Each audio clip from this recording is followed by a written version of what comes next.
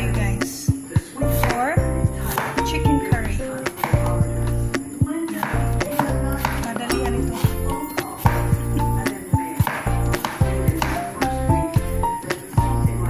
I have the skill.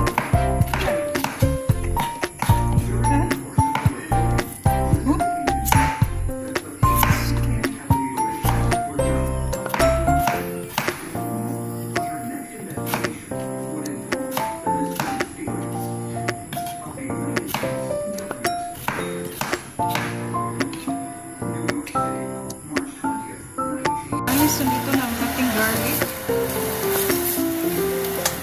para sa ating chicken curry.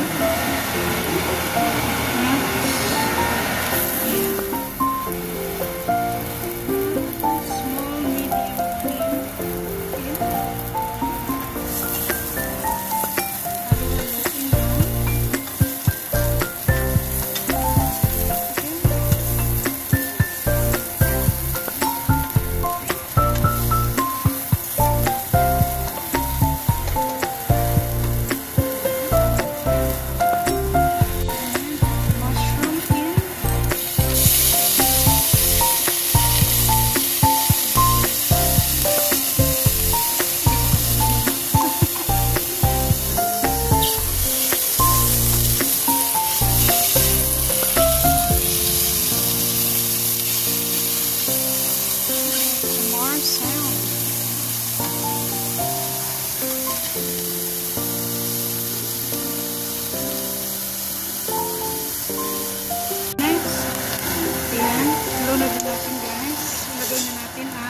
Coconut milk.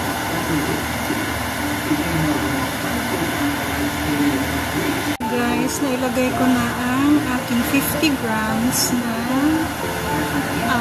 yellow curry paste. Ito yung gamit namin. Ayan. Palagi. Ayan, yellow. At nilagay ko na rin ang bite size na chicken fillet chicken. Chicken fillet chicken. Ayan. Agaki chicken pala. Ano ba yun? Nalito na si host. So, ayan guys. Ganyan lang ako magluluto ng curry. Chicken curry.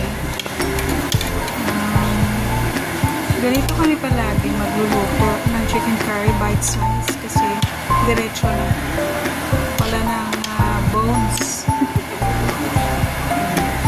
Ito yung gusto niya asawa ko. Asawa ko pala.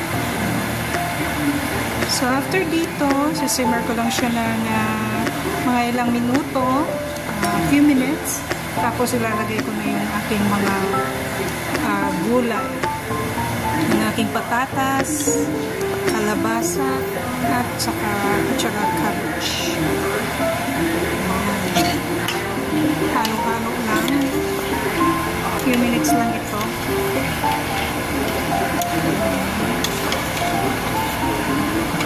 It smells so good.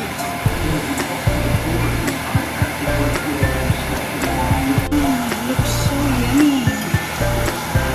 So, nailagay ko na guys ang aking patatas, ang potato. So, yun na siya. After 15 minutes. So, kailangan ko ilagay ang kalabasa at saka cabbage. Kalabasa guys at saka cabbage. Marami ang cabbage. Masarap pag maraming gulay. Kaya ayan.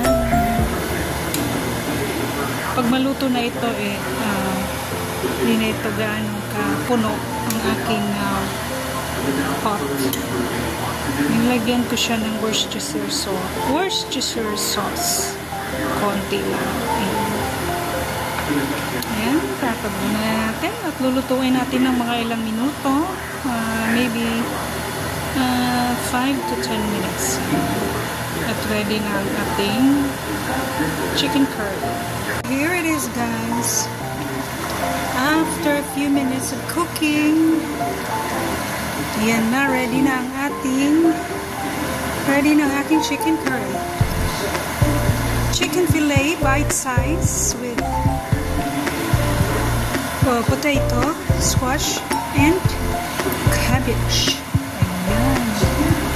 Ayan tinry ko na guys. Tinikman ko na.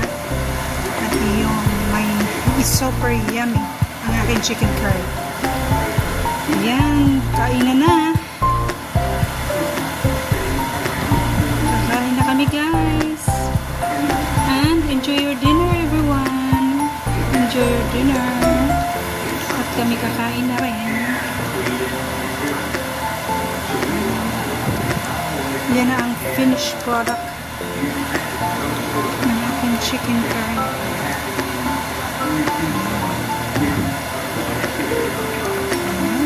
Thank you all for watching. Bye everyone.